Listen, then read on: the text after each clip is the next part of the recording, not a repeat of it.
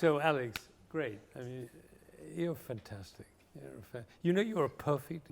You're perfect. So, one thing I could say to you is, great, bravo, well done, terrific, have a great life, and on we go. Get the next thing. But I'm not going to say that because perfection is not enough. And so somehow and you could be very comfortable in life just being exactly this way, and you've become a marvelous cellist, and your intonation is fabulous, your sound is good, your control is good, everything you do is musical. But these guys traveled for hours to get here. So there's got to be something more than just being perfect. And the question is, how do we get access to that world? Well, the first thing is you've got to give up being in control of everything, of your appearance, of your playing, of the environment, comfortable, in control. Because Beethoven wasn't in control. He was in control of the music, but he was not in control of the message. The message was completely out of his control. Because he lived in a very deeply revolutionary period, in war, surrounded by danger, going deaf, already almost completely deaf at this point, fighting against his nephew, fighting against the world, changing his apartment every 3 weeks. 16 different apartments he went to in the course of about, I don't remember the exact time, but he was also a stupendous pianist, maybe the greatest pianist of that entire era. Somebody wrote, who had heard Mozart and him and Liszt, and everybody said that Beethoven was in a class of his own. Just an incredible artist, a technician and everything. And then he wrote these pieces, the Allegro con brio pieces. Does that say something to you? Allegro con brio is the essential tempo marking of Beethoven. There are 20 first movements of Beethoven written at this tempo. You know, the Opus 95, right? And so many of the the first piano concerto. So many of these pieces, and they're wild, they're extreme, and they're not in control of energy, of passion, of power, of fight and fear and all those things. And at the moment, what you're delivering to these worthy people who've traveled a long way is high competence, high control, and everything perfect. It's not enough. Got it? Mm-hmm. All right. Now you have to give up something in order to do this. Safety. Risk. You have to take risks. At the moment, you don't take many risks because you're so beautifully in control. And I had a teacher once who said this to me. He said, it wasn't Casado, my main teacher, it was another teacher I was working with. And he said, Ben, you'll never learn to play well until you learn to play badly. It took me a long time to get that. But what happened was when I was a young cellist, my father worked with me when I was very young. He practiced with me. And every time I played a note, he went like that. If I played out of tune, he went like that. And he said one day in jest, because he was very funny, he said, one day you're going to read in the newspaper, headline, boy kills father by playing F sharp 2 flat. So imagine what that did to a young kid. I was just I didn't want to kill my father with an F sharp. So I became very careful. And this teacher said, give up being careful. Just give it up and come to it later. And that, I give the same message to you. Don't be so careful. It's like throwing down a gauntlet. All those Allegro con brio pieces by Beethoven. You know, he wrote something. Nowadays, this statement is outrageous, but you have to understand in its context. Ruhm ist nur für Frauenzimmer. Einen Mann muss Musik Feuer aus dem Geiste schlagen. That means sentiment is only for females. Music must ignite a man's spirit. Now, in that time, of course, nowadays everything has changed because there's no difference between men and women now, so everything's different. And incidentally, it's really amazing because in those days, women were brought up to be full of sentiment and delicacy, and that's how they were brought up. Nowadays, they're brought up to win Wimbledon, you know. they fight. There's a film, I just watched a film of tennis champions. I mean, there's no difference in the way. But then there was a difference. And for Beethoven, this was a masculine world of power and fire, fire. He talked about fire a lot. So this is the essential Beethoven idea. And that it represents him, Beethoven most clearly, this music. Right? And it always has 16th notes, often a scale, or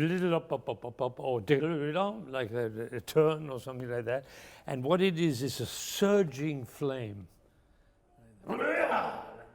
And I think maybe, Dina, if you can do it, Beethoven was the greatest pianist maybe the world has ever known, and he didn't hold back in tempo. So can we try and just fire these like a shot out of a gun? All right, so here she goes. And what a way to begin a piece with an octave, and then from the E all the way to the G. I mean, it's impossible. Let's try it.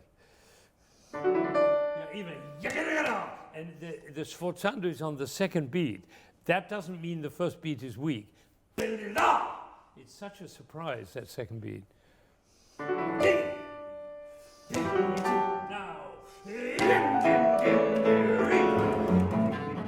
Right. It starts in fury and ends in love. What an amazing idea. That energy. Imagine 12 cellos playing that first D. And then you back away, you change your mind completely in a split second. Once again, great. Now,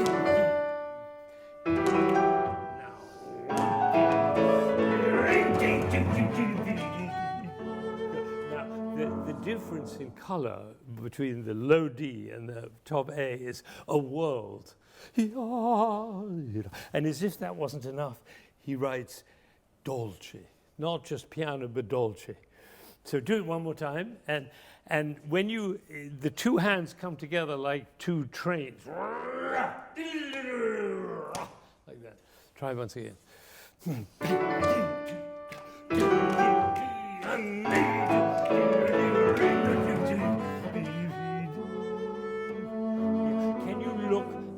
Look, Dolce.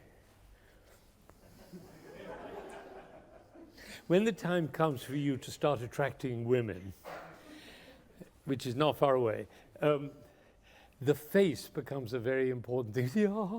Because you have to tell.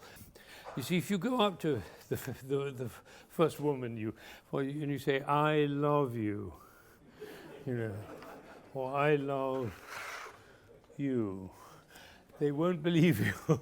So somehow,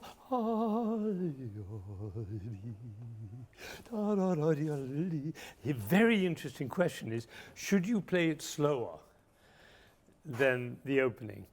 And it's up to you in the end what you do. What I love to do is to play it freely, but not necessarily slower. Because if you play it slower, when you that needs to be burning with energy and with fire. So I would take a lot of time, but stay within the tempo. Should we try it one more time? Great, Dina, you're doing fantastic. Can you do it more staccato? Not legato, but ba-pa-pa-pa-pi, off the string, as it were. Yes. Now.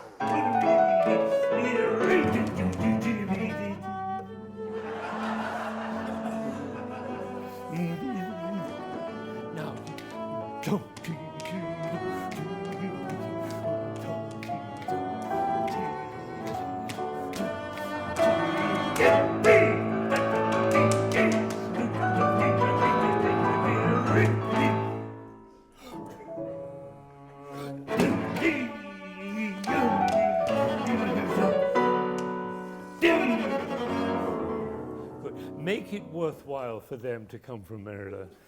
right? Every moment, every moment, every moment. It's good, it's getting there. Because you've got to feel it yourself. We're playing here, but to feel the difference, the shock of going from this furious, angry, driven, demonic style to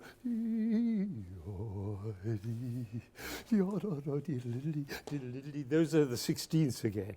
So I think they should be in tempo. That's my feeling. And then when you hit that's an allegro con brio. If it's too slow, dee da dee da dee da dee, doesn't do it. Everything is bristling. Right? Great. You can't not do it again because there's nowhere to start except the beginning. We do it again. Can you feel the? Just forget about being a good cellist. Don't be a good cellist.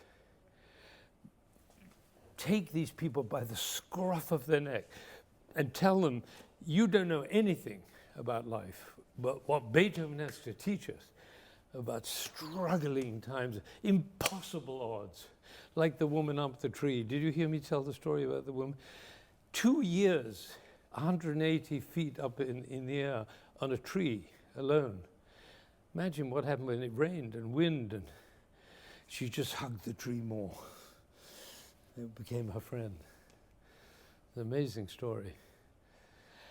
Regular life doesn't give us access to this world. Regular life actually protects us from this world. Because regular life is designed to make things comfortable and easy to deal with and convenient and not too much trouble. And this says, no, in order to get to the top of that tree and say something important, you have to really put yourself out into a totally different world. Right? That's what Beethoven is, and he's asking you to do that, and Dina, and through you, asking them to do it. That's the message from Beethoven. It's a responsibility, isn't it? Great. I'm glad you accept the responsibility. Okay, here we go, once again. And you play everything as if it was the last time. Everything you do as if, okay, one more time, and then I'll die. Here we go. 1, 2, 3, and here we go. You know, the funny thing is you're very passive. You're very passive. You're sitting, oh, she's playing the piano. She's playing the piano. Oh, I better be bom bom. No. Did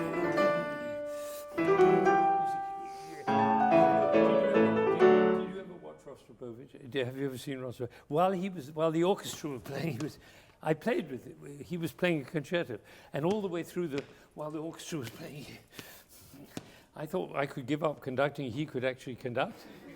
It was amazing. And when he was just about to come in,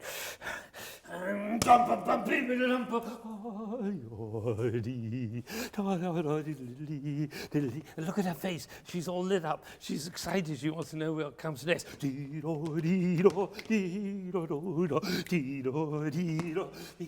incredibly exciting.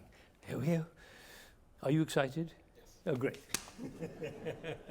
Here we go. 2, 3, and here we go. And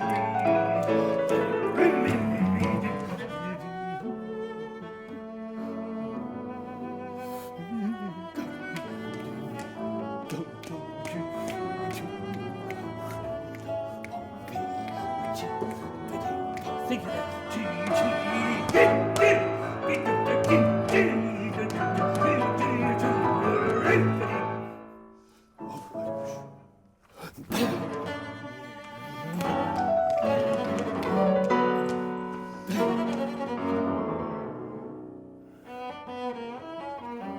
Yeah, what's happening here for you? Da dee da da dee da da dee da. What's happening?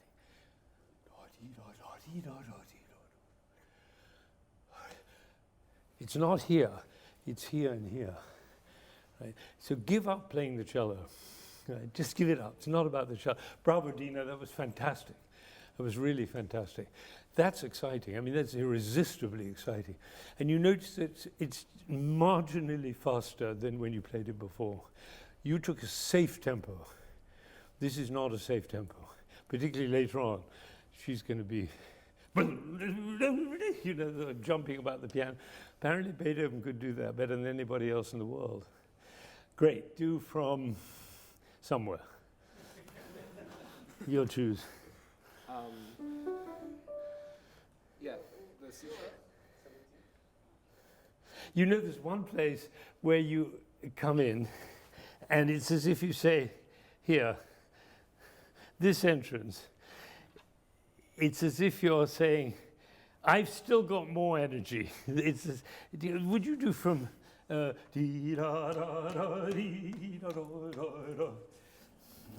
since you don't need this, let's put this here. Right, from there. Yeah, can you get in your vibrato?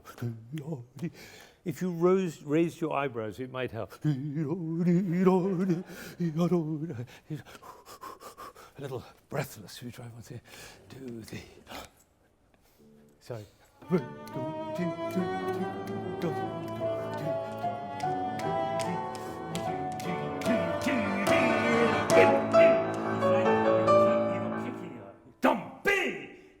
Beethoven loved these accents on the second beat because it's not what's expected. It happened in Mozart for the first time in the Marriage of Figaro. Se vol ballare, signor Contino. Figaro says to the Count, if you want to dance, my friend, I'm going to play the guitar. Se vol ballare, signor Contino, il chitarrino io suonerò, il chitarrino io suonerò, sì! Io suonerò, sì! That accent on the second beat, that caused the French Revolution. Well, it's not quite true, but that was what it was about. It was the accent on the second beat. The servant kicking the count in the backside with an accent on the second beat. In a minuet, the ultimate aristocratic dance, isn't that amazing? And Beethoven took that idea, he made a whole style out of it. So every one of those sforzandos is an event. All right, so should we do bum, bing, and then you kick her off. Should we try the same play? Can you do a very fast vibrato? It's so that it's bristling, burning. That's right, 1, 2, and can you look excited? Are you excited? Inform your face about it. Your face hasn't found out about it. Didn't get the message. 1, 2, 3.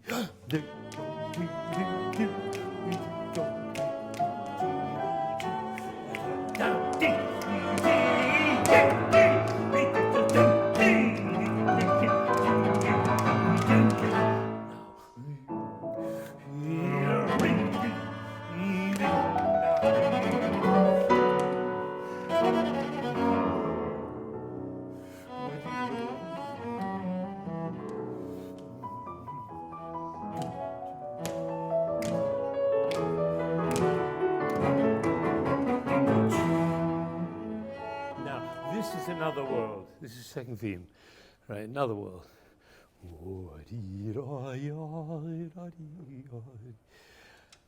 Sun comes out, tender, loving, the female side of it. So now you can take time in different color, different sweetness. But that's good, it's coming. There's something still preventing you from being a bad cellist. You're so committed to being a good one. And it'll get you into the right college, you know, to being a good right cellist. And it'll give you more than that. It'll give you safety and, you know, or as I always say, a picket fence around your house when you're older. But this is an invitation to take huge risks. And it may be allowing yourself to play ugly sometimes in this music, because this is not polite music.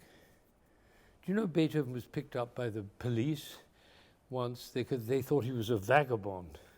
He had wild hair and his coat was and they put him in prison because they thought he was a tramp.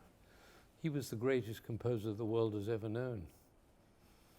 But they didn't know that. So isn't that fascinating? And he was deaf. Deaf. Completely deaf, he couldn't hear it. And yet he created the most heartwarming, most inclusive, most life-giving music that has ever been written. I mean, I'm not comparing him to Bach and Mozart. I mean, that's not important. But he's at the center of our culture, the center between the classical and the romantics, at the center of Europe's cultural life, this man, what he had to offer. Gigantic person, huge. And he was picked up and put in prison because he was dressed like a tramp. It's a strange story. Stories are very important, you know, because I don't want to go off on a tangent, but the story we tell in life is what gives us color and energy and fantasy and warmth and communication, all those things. So tell a story all the time. Would you try one more time? And this time I'm not going to scream down your throat. I'm going to leave it to you. But you think about think of that. She's 8, 9. Is that right? 8, right. Well, it was pretty close. So think of an 8-year-old traveling 8 hours to come here to hear you, and just give her everything you have, all right? Don't hold back. And if you play an ugly note, great, terrific. Okay, and get those eyebrows up, because when you're shocked or surprised, that's what it's about. Right? I'm really shocked. Okay, here we go. 1, 2, 3. Oh, I see. Oh, good. Yeah.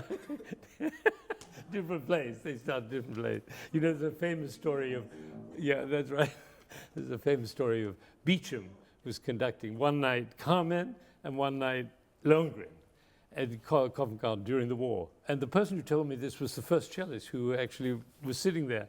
And Sir Thomas came in putting on his coat into the opera, and he said, "What is it tonight?"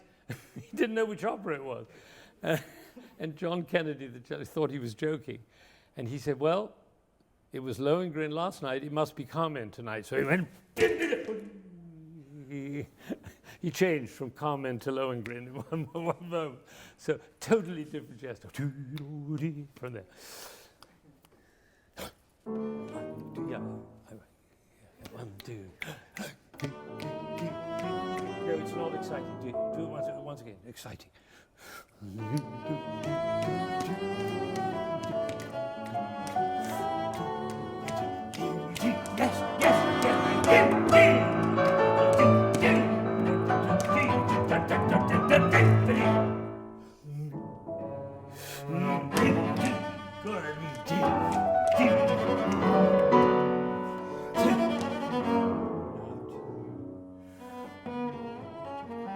Yeah, that's too notey. Down, do dee da, do dee dee da, do dee da da. Find some freedom in it. Right from there. Now, don't play the cello, sing.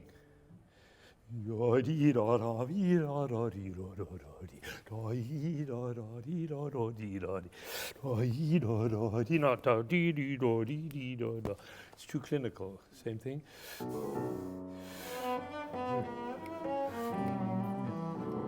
It still looks difficult. Now smile doing that, because then we'll know you find it easy. And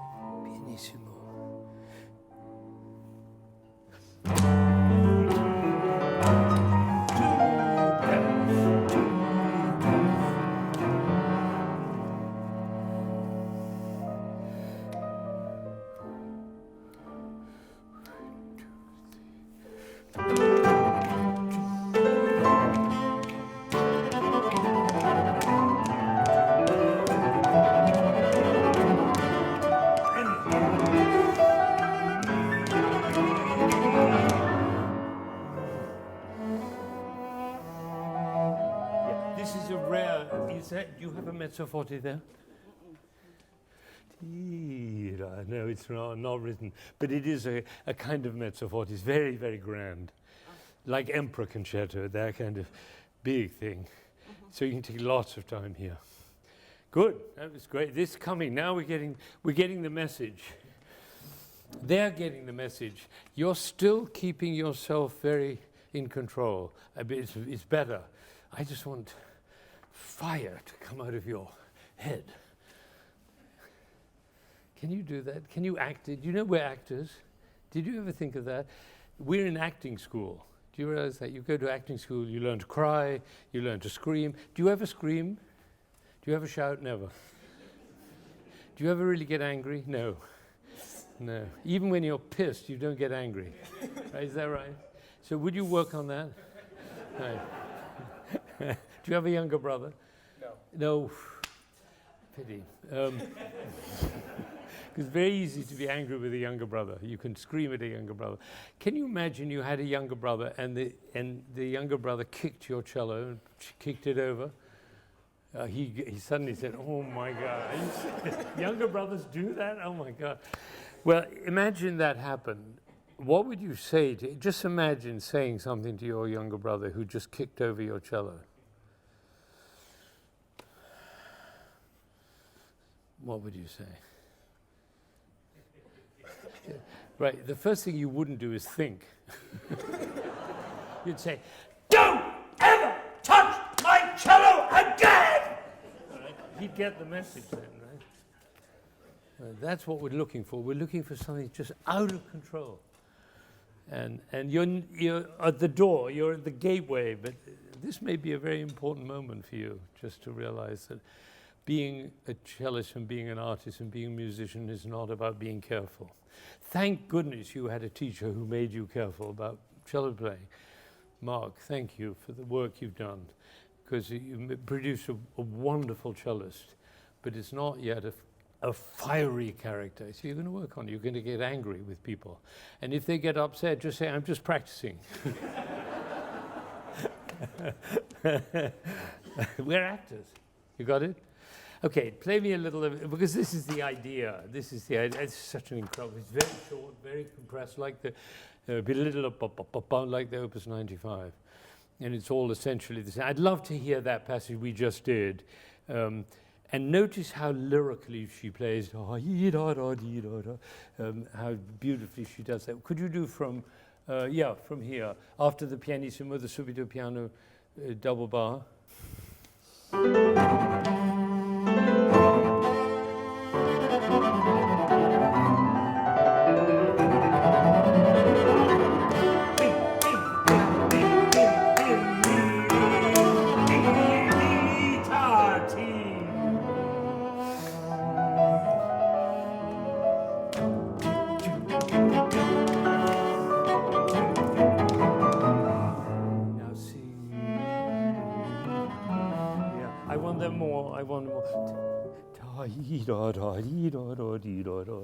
So special. That was great what you did, Jeff. Go from or from here the crescendo 95.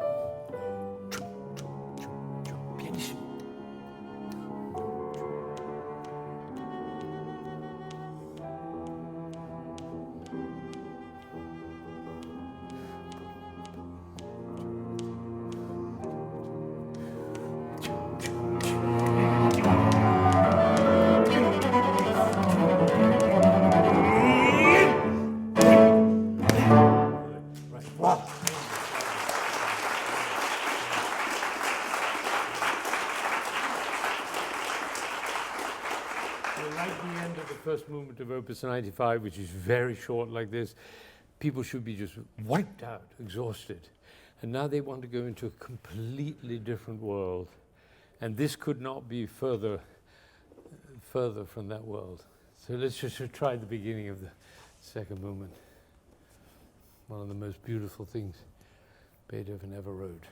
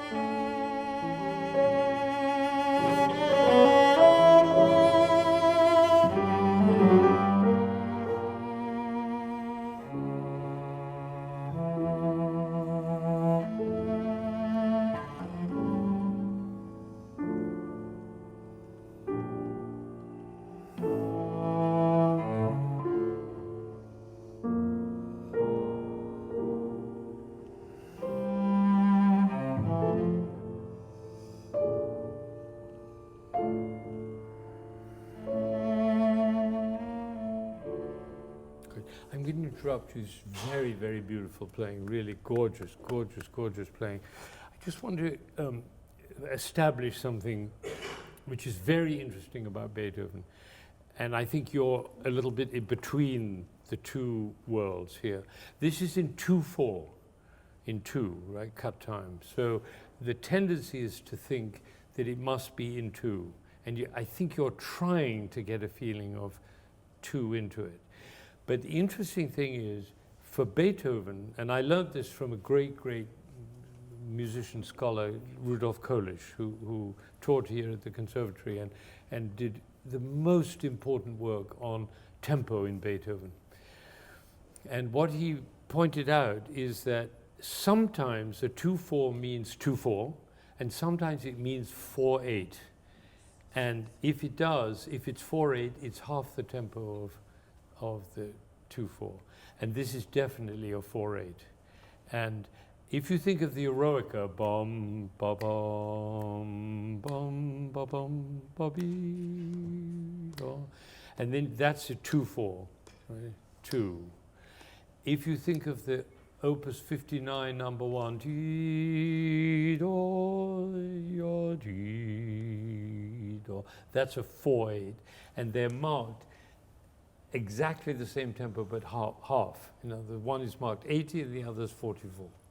So he gave us evidence that sometimes it's a 4, sometimes it's a 2.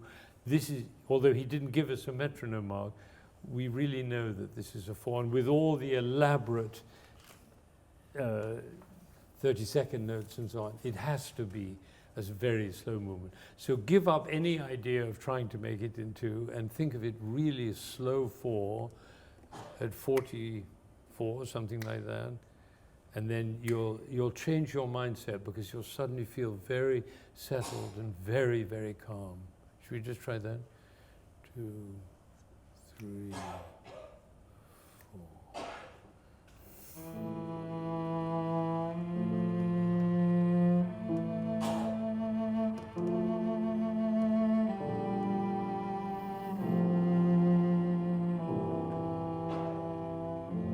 Let's do it again without the coughing. Very beautiful. Do you see, it's a totally different feeling, and there's a complete sense of calm here. Nobody is emoting. It's just absolutely the calmest thing you've ever heard. So would you just try that once again?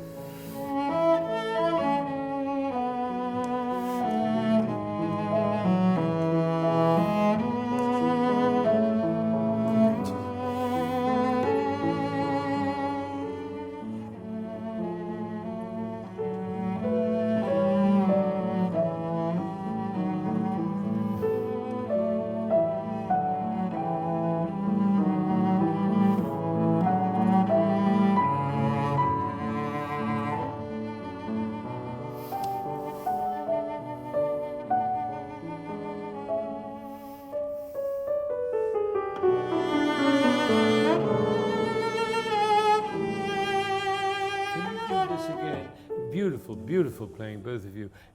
She's the main voice there. If you can both encourage it and stay a little bit behind her so that the piano becomes the main singing voice. Can you just try from that dolce, do you know what I mean, at 34?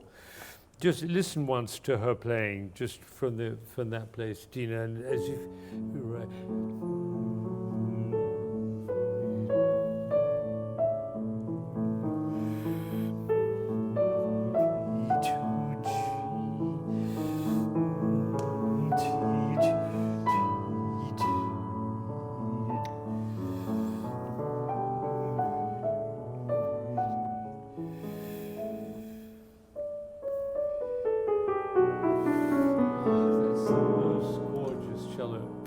Piano writing is, and you're the secondary voice. Can you do that together?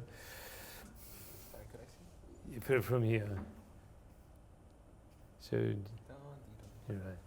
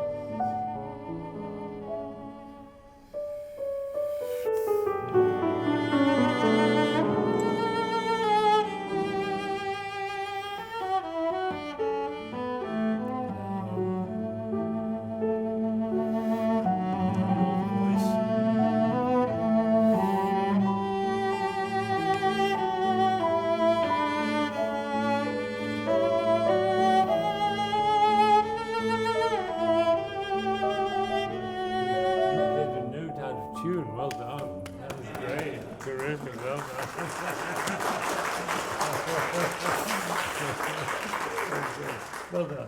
Totally different. Now you're the main voice and she's the accompanying voice. So you take over a different, and show people what beauty is. They have to come to you and Beethoven to find out what beauty is. And we need it so desperately in this bleak, dark, angry world. And you're like a priest giving calm and peace. It's one of the great moments. This is late Beethoven. This is the last stage of his life. And Dina, you played that so beautifully. And she played it beautifully partly because you went into the second role. You know, if you could look as though you wanted everybody to listen to the piano, rather than, you have your eyes closed a lot. I never know why people close their eyes, because the people are here, you know, listen, listen, listen, listen. You can come, and maybe sometimes, but I wouldn't make a habit of it. I would keep your eyes open, and particularly since your eyes are so expressive, you can tell, listen to the piano. And my teacher used to do that. He used to sit even closer, just to jump up. He used to sit like this, and he said, I always want to be able to close enough so I can touch the piano in case I need to. And then while he was playing, you played the tune, he would play.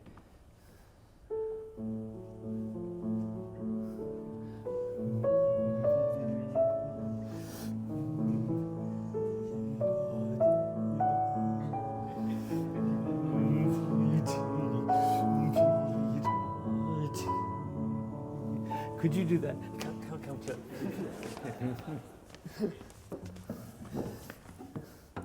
Sorry, what's the first? Yeah, from the same place. She's going to play even more beautifully than before. Same place.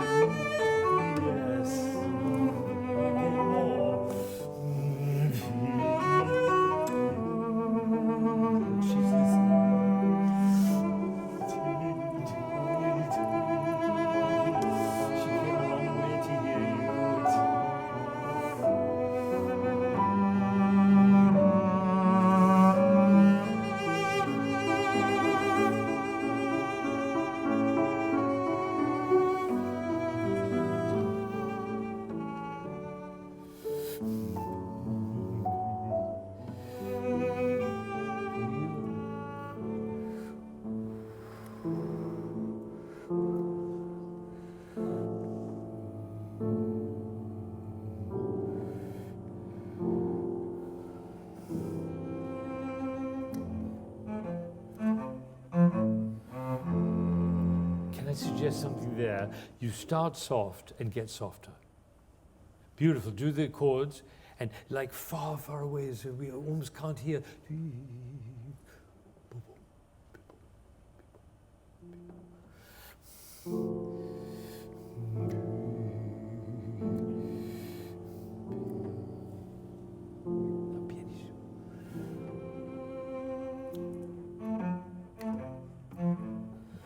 Last thing, you're doing da da da da da dum ba bum ba bum.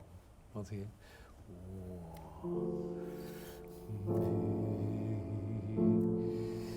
This is the magical center of the piece.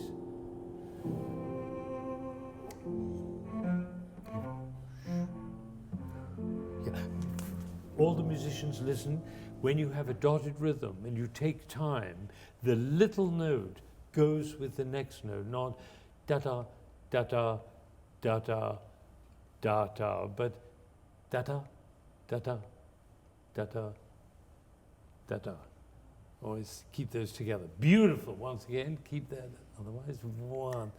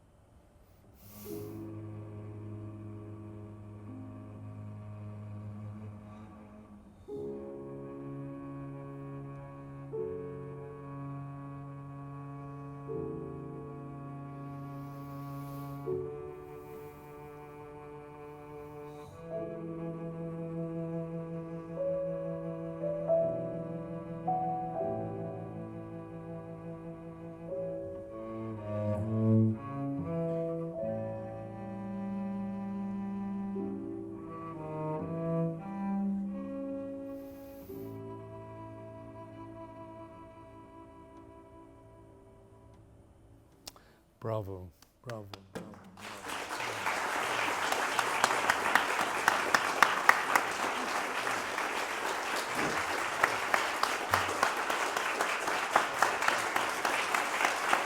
You know, I often make a comment about the applause. That's not applause, bravo, well done. That's thank you for opening my heart. That's what you did. And there wasn't a single person in this room who wasn't mesmerized at the end of that moment. Absolutely mesmerized. It was beautiful. So you're entering a new world, you're entering adulthood, you're entering artistry. You're no longer a good cellist, you're an artist. That's a huge leap to make. You've done the work, you've practiced, you've been very, very conscientious about building this wonderful cello technique and control and understanding. And now you're a poet. Now you're telling stories. Is that right? Yeah, what a beautiful thing. Bravo. Well done.